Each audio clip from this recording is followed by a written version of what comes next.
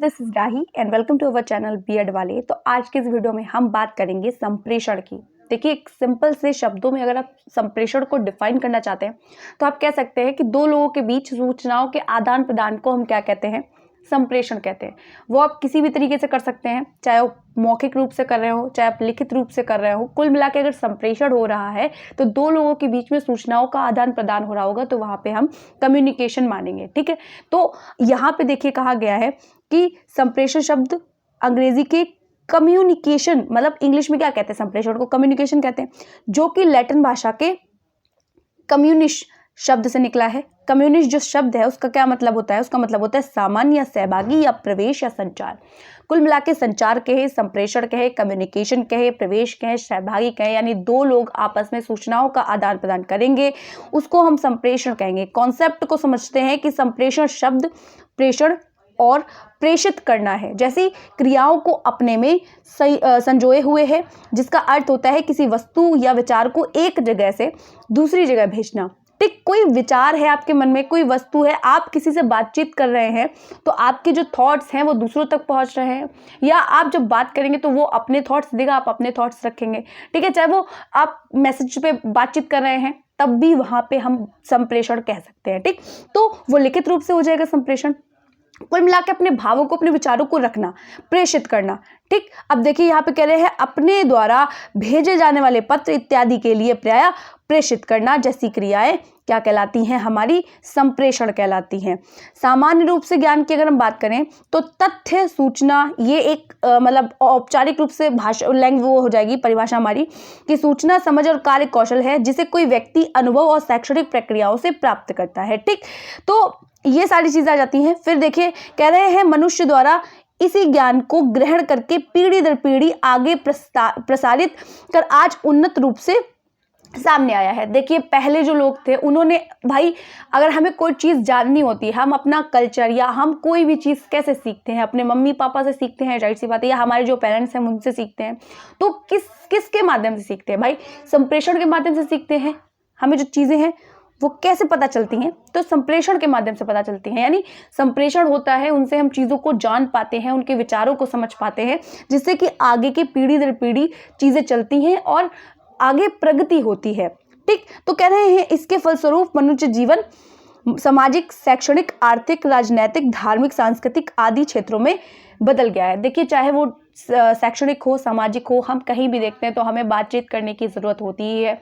हम अपने विचारों को रख पाते हैं तभी हम बेहतर फील कर पाते हैं, या हम कुछ अच्छा नया सोच पाते हैं। हम डिस्कस करते हैं तो हमारी समस्याएं ऐसे ही सॉल्व हो जाती हैं। तो एक तरीके से जो डिस्कशन है ना दो लोगों के बीच का, उसको संप्रेषण कहा जा रहा है। यही ज्ञान को एक पीढ़ी से दूसरी पीढ़ी, एक व्यक्ति से दूसरे व्यक्ति में पहुंचाना क्या कहलाता है, संचार या संप्रेषण कहलाता है। आई होप आप लोगों को ये बात समझ में आ गई होगी। चलिए आगे बढ़ते हैं, तो देखते हैं संप्रेषण शिक्षा की रीढ़ की हड्डी है।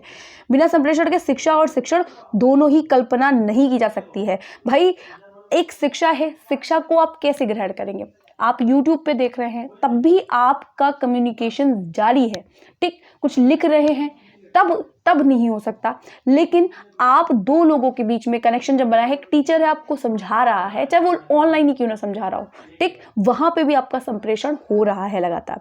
अतः कहा जा सकता है कि संप्रेषण एक ऐसी प्रक्रिया है जिसमें व्यक्ति परस्पर सामान्य अवबोध के माध्यम से आदान प्रदान करता है। यानी वही बात कुल मिला के निकल के आ रही है।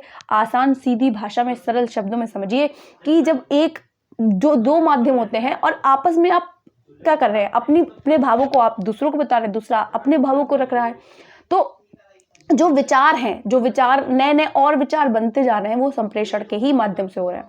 देखिए आपको समझना शॉर्ट में है और लिखना अपने शब्दों में है। टेंशन लेने की जरूरत नहीं। अगर आप लोगों को लगता है कि बहुत ज़्यादा हवा है, बिल्कुल भी नहीं है। आपको अपने आप बना बना के लिखना है, सुंदर स्पष्ट शब्दों में। बस आपकी राइटिंग जानदार होनी चाहिए। लिखिएगा अच्छे से, ब्लू ब्लैक पेन का यूज़ कीजिएगा। कोई कुछ भी कहे पर कलर पेन का यूज़ कृपया मत कीजिएगा, कॉपी खराब लगने लगती है। आप ब्लू ब्लैक का यूज़ कीजिए और अंडरलाइन वगैरह कीजिए, स्ट्रक्चर्स का यूज़ कीजिए। जैसे हम लोग एक माइंड मैपिंग करते हैं, उसके हिसाब से जो हम लोग अलग अलग फ्लो चार्ट्स बना लेते हैं, उसके ज़रिए आप अपनी कॉपी प्रेजेंट कीजिए, बहुत अच्छे मार्क्स आएंगे। ठीक है, अगले देखें तो हम लोग देखते हैं संप्रेषण का अर्थ। कह रहे हैं परस्पर तथा विचारों का आदान प्रदान करना। देखिए यह भी एक स्पष्ट भाषा है, एक लाइन में समझना चाहें तो देख लीजिए, परस्पर तथा विचारों का आदान प्रदान करना क्या है, संप्रेषण है। फिर कह रहे हैं शिक्षा और शिक्षण बिना सूचनाओं तथा विचारों के आदान प्रदान के संभव नहीं है। भाई बिना जो हम सूचनाएं एक दूसरे को दे रहे हैं, बोलेंगे नहीं, बातचीत नहीं करेंगे तो कैसे अपने विचारों को रख पाएंगे या बता पाएंगे। एक टीचर अगर बोलेगा ही नहीं, बच्चों से कुछ इंटरेक्ट नहीं कर पाएगा, कम्युनिकेट नहीं कर पाएगा, तो कैसे वो अपनी जो उसके अंदर जो उसका ज्ञान है वो दूसरों तक पहुंचा पाएगा, नहीं पहुंचा पाएगा ना। तो कह रहे हैं अपनी भावों के आदान प्रदान के लिए हम शाब्दिक तथा अशाब्दिक दोनों प्रकार के संकेतों का प्रयोग करते हैं। कभी कभी हम बोलते हैं, आप लोग जानते होंगे कि भाषा 3 प्रकार की होती है, एक मौखिक, एक लिखित, एक सांकेतिक, ठीक। तो कभी कभी हम वर्बली बोलते हैं और कभी कभी हम नॉन वर्बली यूज करते हैं। फिर कह रहे हैं शाब्दिक संकेतों के विकसित रूप में हम सभी किसी ना किसी ऐसी भाषा का प्रयोग करते हैं जिसे प्राप्तकर्ता द्वारा भली भांति समझा जा सके। संकेतों में भी हम ऐसे संकेत का यूज करेंगे जिससे सामने वाला समझ जाए, ठीक। अगर आपके जो टीचर हैं वो आपको चार्टा दिखा रहे हैं तो आप समझ जाते हैं कि शांत बैठना है हमको, ठीक है। तो ये क्या है, आपको समझ में आ रही हैं वो चीज़ें, लिखा हुआ है आपको समझ आ रहा है, जिससे आप कम्युनिकेट कर पा रहे हैं। अगर ऐसा नहीं हो रहा है, किसी बोल रहा है कोई इंसान और आप समझ नहीं पा रहे हैं उस चीज़ को, तो वो कम्युनिकेशन या संप्रेषण नहीं कहलाएगा। आप उन बातों को समझ पाए या आपकी बातें कोई समझ पाए, उसका कुछ नया मीनिंग निकल पाए, तो ये सारी चीज़ें संप्रेषण के अंतर्गत आती हैं। प्रगति की ओर ले जाता है जो संप्रेषण है, और शिक्षण जो अधिगम की जो प्रक्रिया है वो पूरी की पूरी प्रक्रिया हमारी संप्रेषण पे ही स्थित है। तो चलिए इनकी हम लोग परिभाषाएं देखते हैं।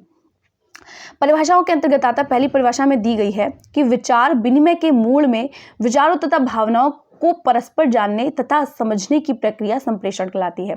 किसने कहा है, एडगर डल ने कहा है। देखिए अगर आपको परिभाषाएं याद नहीं रहती हैं, मतलब बहुत ही रेयर कंडीशन में, वैसे तो आप याद कर लीजिए, अगर नहीं याद होता है तो कोई दिक्कत वाली बात नहीं है, लेकिन आप परिभाषाएं लिख के जरूर आइएगा। आपको जो भी, आप अगर समझ पा रहे हैं कि संप्रेषण क्या है तो अपने अकॉर्डिंग परिभाषा बनाना सीखिए। खाली ये जो नाम है ना उनको याद रखिए कि लिखी किसने है, क्या लिखी है, वहाँ एग्जामिनर को भी नहीं पता है। तो आपको क्या करना है, ये नाम आपको याद कर लेना है अच्छे से, लेकिन परिभाषाएं इन्वर्टेड कॉमा के अंदर आपको देख के जरूर आनी है, क्योंकि जब आप एक अलग से, देखिए हर कोई नहीं लिख के आता, तो आप अगर जैसे आपको 5 लिखनी है, कोई 2 ही लिख के आएगा, तो आप किन्हीं 5 का नाम याद कर लीजिए और अपने हिसाब से बना के उनको इन्वर्टेड कॉमा में दीजिए। फिर देखिए आपके कितने अच्छे मार्क्स आते हैं, ठीक। अगला ही हम लोग देखें तो अगली दे रखी है, संप्रेषण 2 या 2 से अधिक व्यक्तियों के तथ्यों, विचारों, अभिमतों अथवा संवेगों का परस्पर आदान प्रदान है। यानी न्यूमैन और समर एक व्यक्ति हैं, उन्होंने क्या किया है, इसकी परिभाषा दी है। तीसरा दिया है, मानवीय विचारों और अभिमतों को शब्दों, पत्रों तथा संकेतों के माध्यम से आदान प्रदान करना ही संप्रेषण है। कुल मिला के यहाँ पे सीधी सिंपल सी बात निकल के आ रही है और आप लोग समझ भी पा रहे होंगे। एस.जी. मेयर ने कहा है। मैं पहले भी कह रही हूँ, अगर आपको डेफिनेशन याद नहीं रहती है कोई बात नहीं है, चिल मारिए, इनको नेम्स को याद कर लीजिए और अपने अकॉर्डिंग उन डेफिनेशन को ढाल लीजिए, जैसे भी आप लिख पाए, जैसे भी आप संप्रेषण को एक्सप्लेन कर पाए, अपने शब्दों में 3 लाइनों में अभिव्यक्त कर दीजिए और इन तीनों का नाम दे दीजिए इन्वर्टेड कॉमास के अंदर। ब्लैक ब्लू का जो पेन है वो अच्छे से यूज कीजिएगा। अगर हम लोग संप्रेषण की विशेषताओं की बात करें तो संप्रेषण एक पारस्परिक संबंध स्थापित करने की प्रक्रिया है। अभी जैसे कि हम बात ही कर रहे थे, चलिए एग्जाम्पल हम लोग टीचर और स्टूडेंट का ही ले लेते हैं। आप आपस में बातचीत करते हैं, शिक्षक कुछ समझाता है, बच्चा खुद से रिप्लाई करता है, एक बंध बनता है, एक सह संबंध बनता है, बच्चे से टीचर कुछ सीख रहा है, टीचर बच्चे से कुछ सीख रहा है, तो वहां पे क्या हो रहा है, संप्रेषण हो रहा है।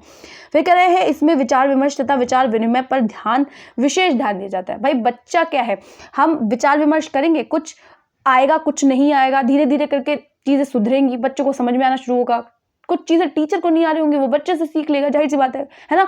ऐसा कभी कभी होता है, तो क्या है, विचार विमर्श किया जाएगा, विनिमय किया जाएगा, लेन देन किया जाएगा विचारों का, उससे पर विशेष ध्यान दिया जाता है। फिर कह रहे एक द्विवाही प्रक्रिया, यानी 2 लोगों का होना जरूरी है। इसमें 2 पक्ष होते हैं, एक संदेश देने वाला, दूसरा संदेश ग्रहण करने वाला, यानी 2 लोग होने चाहिए तभी हमारा कम्युनिकेशन संभव है। ऐसा नहीं है कि आप अकेले बक रहे हैं बैठ के या अकेले बोल रहे हैं बैठ के, कुछ भी कह रहे हैं तो संप्रेषण में अंतर्गत आएगा, ऐसा बिल्कुल नहीं है। 2 लोग होंगे तभी संप्रेषण संभव हो पाएगा।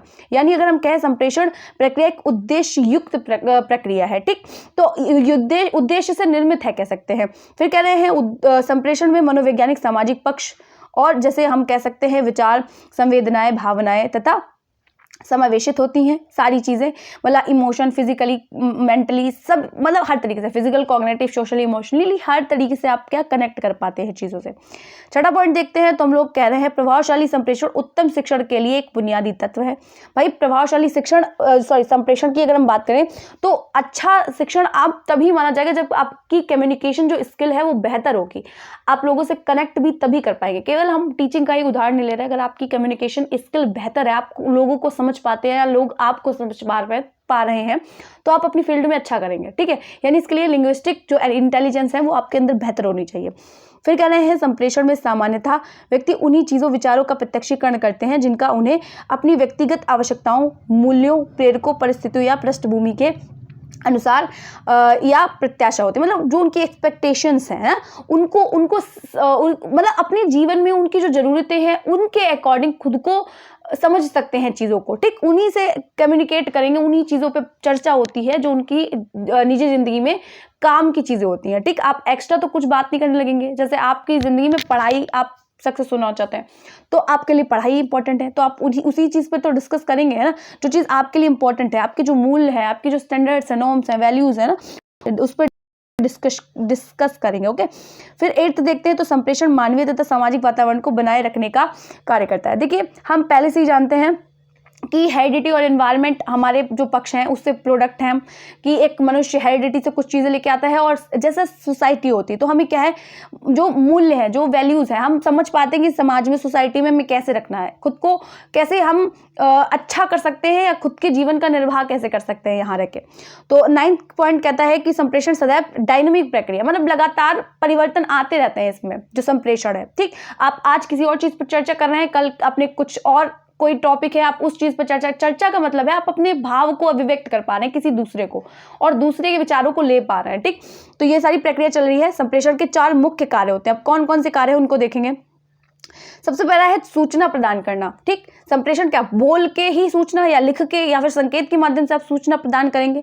दूसरा है आदेश या संकेत प्रेषित करना। तीसरा है परस्पर विश्वास जागृत करना। चौथा है कोरिलेशन यानी समन्वय स्थापित कर पाना, एक जिससे आप बात कर रहे हैं, मतलब दो लोगों के बीच में एक संबंध स्थापित हो सकेगा, तभी वहां पे कम्युनिकेशन संभव हो पाएगा। देखिए प्रोसेस ऑफ कम्युनिकेशन में पहला हम देखेंगे सोर्स ऑफ कम्युनिकेशन जो हमारा है, विचारों तथा भावों के आदान प्रदान की जो शुरुआत है जिस स्रोत या व्यक्ति द्वारा की जाती है। संप्रेषण है, एक सेकेंड में इसको थोड़ा कम कर लेती हूँ, कि जिस स्रोत या व्यक्ति द्वारा की जाती है संप्रेषण प्रक्रिया का, उसे ही प्रारंभिक बिंदु माना जाता है। जब तक अपने विचारों या भावों को कोई व्यक्ति किसी के साथ विनिमय या संप्रेषित करने को तैयार नहीं होता, तब तक संप्रेषण की प्रक्रिया शुरुआत नहीं होती है। आप केवल अपने आप से बातें करेंगे बैठ के, तो वहां पे कम्युनिकेशन नहीं माना जाएगा। आप अपने विचारों को, आप अपनी सोच को, जो आपके परसेप्शंस हैं, जो आपकी इमेजिनेशन है, जितनी भी चीजें, आपकी जो सोच है, थिंकिंग है, वो आप दूसरों से शेयर कर सके, चाहे वो लिख के, चाहे वो संकेत के माध्यम से बता सके लोगों को, उनमें कुछ डेवलप कर सके, आया आप लोगों से कुछ सीख सके, तो वहां पे कम्युनिकेशन आता है। वे कह रहे हैं इस तरह संप्रेषण प्रक्रिया में संप्रेषण स्रोत से तात्पर्य उस व्यक्ति तथा समूह विशेष से है जो अपनी भावनाओं तथा विचारों को किसी दूसरे व्यक्ति या व्यक्ति समूह पर पहुंचाता है। जैसे आप क्लास में ले रहे हैं तो एक जो टीचर है वो एक है और वो कई सारे लोगों को संप्रेषित कर रहा है ना। अच्छा कोई होता है, कोई टीचर होता है बहुत अच्छा समझा के जाता है, लेकिन कुछ टीचर्स ऐसे होते हैं हमें उनका समझ में ही नहीं आता, पता ही नहीं वो क्या बता के जाते हैं। तो जो पता नहीं क्या बता के जा रहे हैं उनके अंदर कम्युनिकेशन यानी संप्रेषण की जो स्किल है, जो कौशल है, उसकी कमी है, क्योंकि वो अपनी बात को समझा नहीं पा रहे हैं। अगर जो प्राप्त करता है उसको बात समझ में ही नहीं आ रही है तो कैसा संप्रेषण, तो वो सफल संप्रेषण नहीं माना जाएगा, यानी वो संप्रेषण की प्रक्रिया है ही नहीं। जहां पे दो लोग हैं और सूचनाएं दोनों लोग समझ पा रहे हैं, अपने विचारों को आपस में कनेक्ट कर पा रहे हैं, एक जो प्राप्त कर रहा है या जो बता रहा है दोनों ही एक दूसरे के विचार से सहमत हो सके, उस पे मतलब एक कुछ नया क्रिएट कर सके, भावों को मिला के एक नई चीज बना सके, नए नए विचारों को उत्पन्न कर सके, कुछ नया क्रिएट कर सके भावों को मिला के, ठीक। एक प्राप्तकर्ता या देने वाला या लेने वाला जो विचार आपस में ग्रहण कर रहे हैं, जो दे रहा है या जो ले रहा है, वो दोनों ही समझ सकें चीजों को, ठीक है। तो ये सारी चीजें हैं। जैसे टीचर बच्चे को बता रहा है तो बच्चे को समझ में आए तब तो वो संप्रेषण है, या बच्चा कुछ रिएक्ट कर सके, अब वो बैठा हुआ है कुछ रिएक्ट नहीं कर रहा है या उसे समझ में नहीं आ रही चीजें, तो वहां पे संप्रेषण का कोई मतलब हुआ ही नहीं वहाँ पे। तो दूसरा अगर हम बात करें संप्रेषण सामग्री यानी कंटेंट, तो संप्रेषणकर्ता या स्रोत के द्वारा जो कुछ भी विचारों, भावों या अनुभवों आदि के रूप में किसी और को संप्रेषित किया जाता है उसे हम क्या कहते हैं, संप्रेषण सामग्री कहते हैं। ये संप्रेषण सामग्री कुछ अलग नहीं है, ये विचार और भाव ही है, जो हमारी थिंकिंग है उसकी बात हो रही है, जो भी हमने अपने कंटेंट दिया है उसको। यह सामग्री जितने अच्छे रूप से स्रोत द्वारा संयोजी की जा सकती है वह वैसे ही प्रभाव प्राप्तकर्ता के ऊपर छोड़ती है। प्राप्तकर्ता का संप्रेषण सामग्री की गुणवत्ता पर बहुत निर्भर करता है कि आप दे क्या रहे हैं, ठीक, आप किस पर्पस से दे रहे हैं, आपका क्या उद्देश्य है, आप कैसा दे रहे हैं, मतलब किस तरीके से उसको समझा रहे हैं। उस टॉपिक को एक समझ लीजिए कि आप एक टॉपिक को लेके चर्चा कर रहे हैं, तो अगर आप समझा नहीं पा रहे हैं उस टॉपिक से रिलेटेड, या जो आपका पूरा कंटेंट, आप ऐसा कंटेंट लेके आए हैं जो लोगों को समझ में ही नहीं आ रहा है ना, तो उस सामग्री का होना, ठोस होना जरूरी है कि एक प्रॉपर, इतना बड़ा भी ना हो कि समझ में ना आए, है ना, आप समझा सकें लोगों को बढ़िया करके, ठीक। तो वहां पे एक संप्रेषण का माहौल बन पाएगा, या फिर आपके अंदर जो कम्युनिकेशन स्किल है ये कैसे डेवलप होती है, आप लगातार लोगों से चर्चा करते रहे, बने रहे, है ना, साथ में बने रहे सोसाइटी के। तो डेली का डेली जब आप बात करेंगे लोगों से तो आपकी कम्युनिकेशन स्किल अच्छी होती चली जाएगी। उसके बाद अगर हम देखें तो संप्रेषण माध्यम यानी मीडिया की बात हो रही है, अपनी भावनाओं तथा विचारों को दूसरों तक पहुंचाने के लिए, दूसरों की भावनाओं और विचारों को ग्रहण कर उनके प्रति उनकी अनुक्रिया व्यक्त करने के लिए स्रोत प्राप्तकर्ता द्वारा जिन माध्यमों का सहारा लेते हैं उन्हें हम संप्रेषण माध्यम कहते हैं। अब देखिए, हम यूट्यूब पे या फिर हम लोग देखते हैं इंस्टाग्राम वगैरह पे, अगर कोई पोस्ट है और हम उसको पढ़ के देखिए कनेक्ट कर पाते हैं ना हम लोग, तो वहां पे भी क्या है, संप्रेषण हो रहा है। वो लिखे हुए जो कोट्स हैं उसको हम पढ़ पा रहे हैं, दूसरा पोस्ट कर रहा है हम पढ़ पा रहे हैं, तो हमारे बीच में एक संप्रेषण हुआ, है ना। या फिर यूट्यूब है, यूट्यूब पे हम कोई वीडियो देख रहे हैं तो वहां पे भी, यहाँ पे भी संप्रेषण एक तरीके से हो रहा है। क्यों? क्योंकि आप लोग समझ पा रहे हैं, ठीक, आप लोग समझ पा रहे हैं, रिस्पॉन्स कर पा रहे हैं, आप कमेंट में बता रहे हैं कि मैम ऐसा है ना, तो ये सारी चीजें हो जाती हैं। उसके बाद हम कह रहे हैं कि माध्यम शाब्दिक या अशाब्दिक दोनों रूप से किसी रूप में भी हो सकता है, वर्बली, नॉन वर्बली, हर तरीके से किया जा सकता है संप्रेषण, ठीक है। फिर कह रहे हैं भाषा का प्रयोग एक मौखिक लिखित रूप में अपनी बात कही जा सकती है या फिर अशाब्दिक रूप से। भाई टीचर सामने खड़ा है और टीचर ने आंख दिखा दी बस, तो बच्चे को पता चल गया कि टीचर क्या चाहता है ना। तो मतलब शाब्दिक रूप से या फिर शारीरिक रूप से, शारीरिक अपनी जो बॉडी लैंग्वेज है, हाव भाव है, सांकेतिक भाषा का यूज करके आप सकारात्मक रूप से भी दे सकते हैं कि आप बच्चा कोई खड़ा हुआ है, जैसे एक टीचर के एग्जाम्पल मैं इसलिए ले रही हूँ क्योंकि यहाँ पे हम लोग टीचर्स हैं ही, जो शिक्षक हैं, भावी शिक्षक हैं वो यहाँ पे होंगे, तो इसलिए मैं ये ऐसे एग्जाम्पल्स ले रही हूँ। क्यों? क्योंकि एक टीचर है और बच्चे ने कोई अच्छा सा, मतलब आपने कुछ प्रश्न पूछा और बच्चे ने अच्छा सा ठीक से उत्तर दे दिया, तो जरूरी नहीं है शाबाश वगैरह, शाबाश कहने की, तो क्या करेंगे आप उसको ऐसे कह देंगे, या फिर गुड बोल के भी कह सकते हैं, या फिर कोई एक्सप्रेशन दे सकते हैं, खुशी जाहिर कर सकते हैं, या उसकी कॉपी पे कुछ स्टार वगैरह बना सकते हैं, तो वहां पे भी वो संप्रेषण का काम करेगा। जरूरी नहीं है कि आप बोल के ही गुड बोलेंगे, ठीक, तो यानी आप उसकी कॉपी पे कुछ दे सकते हैं, स्टार्स वगैरह बना सकते हैं, तो वो भी संप्रेषण का ही काम करेगा।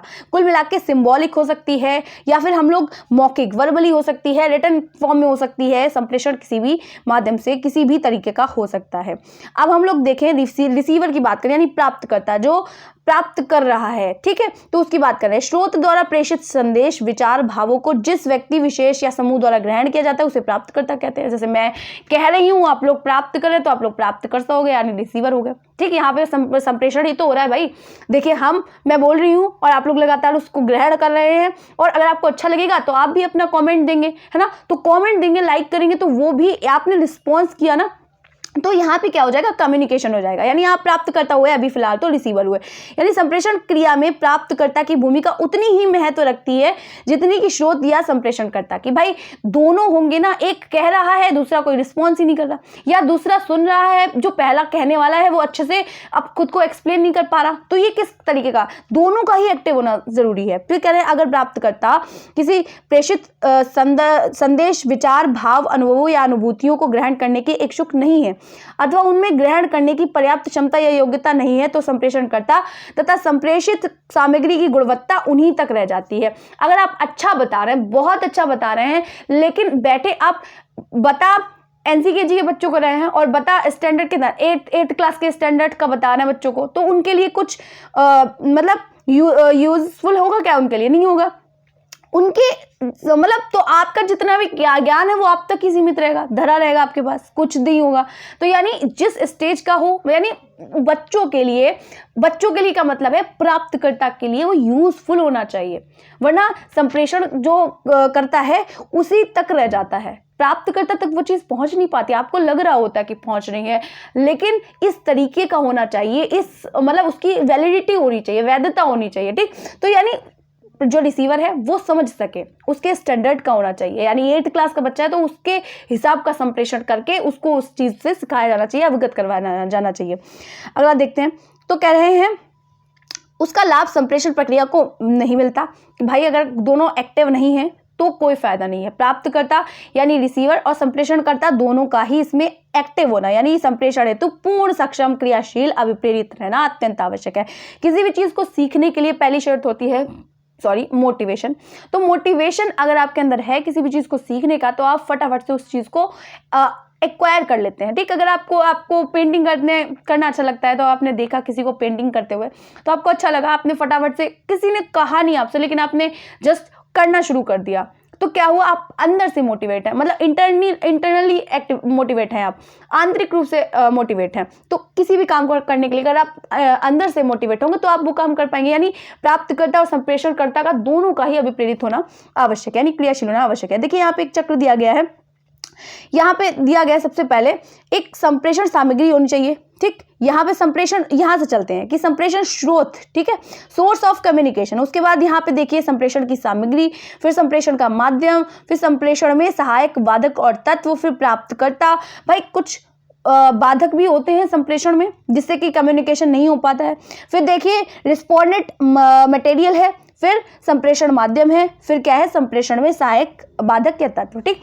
तो आगे हम लोग देखते हैं, 5वां पॉइंट यहाँ पे आ जाता है, क्या आ रहा है, अनुक्रियात्मक सामग्री यानी रिस्पॉन्स मटेरियल। जो कुछ भी स्रोत द्वारा संप्रेषण माध्यम की सहायता से प्रेषित किया जाता है उसे प्राप्तकर्ता द्वारा ग्रहण किस रूप में समझा गया था, फिर उसके प्रति उसकी क्या रिस्पॉन्स रहा, इसी की अभिव्यक्ति को अनुक्रियात्मक कहते हैं। रिस्पॉन्स का मतलब कि जो ग्रहण कर रहा है चीजों को, वो किस तरीके से रिस्पॉन्स कर पा रहा है, वो बता भी पा रहा है कि नहीं बता पा रहा है, उससे रिलेटेड भाषण दिए हैं या फिर लेक्चर दिए हैं, सामने वाला समझ भी पाया कि नहीं समझ पाया। इसी सामग्री को अब उचित संप्रेषण माध्यम की सहायता से स्रोत तक पहुंचाने की भूमिका प्राप्तकर्ता द्वारा निभाई जाती है और इसी की प्रभावशीलता पर स्रोत और प्राप्तकर्ता के बीच संप्रेषण चालू होता है। अगर आपको लग रहा है कि ये वैलिड है या लोगों को समझ में आ रहा है तो आप आगे कंटिन्यू कर सकते हैं।